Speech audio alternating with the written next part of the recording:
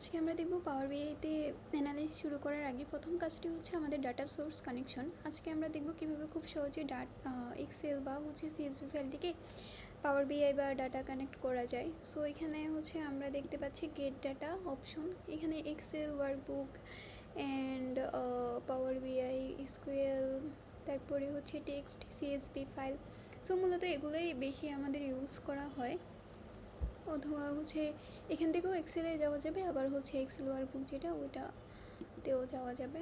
So এরপরে ধরুন আমরা এক্সেল ওয়ার্কবুক থেকে ডাটা নিতে চাই, তাহলে এটা ওপেন করে কম্পিউটারে যেই ফোল্ডারে আমাদের এক্সেল ফাইলটি থাকবে সেটা আমরা ইম্পোর্ট করব।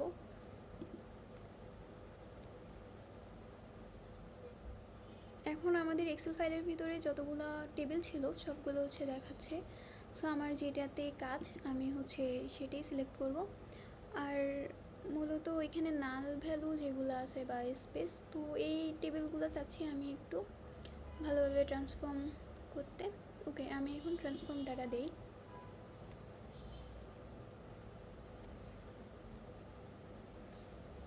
ওকে, আমাদের টেবিলটা দেখাচ্ছে। দেন আমি নাল ভ্যালুগুলো রিমুভ করে দিই ফার্স্টেই, সেটা নাল অ্যান্ড স্পেস যেগুলো এগুলো। ওকে, সো টেবিলটা ক্লিন হয়ে গেছে, কোনো নাল ভ্যালু বা ইমপ্লিটি কিছুই নেই।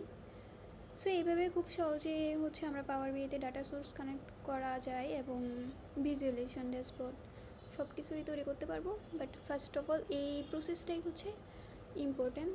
সো এই তো, দ্যাটস ইট, থ্যাংক ইউ।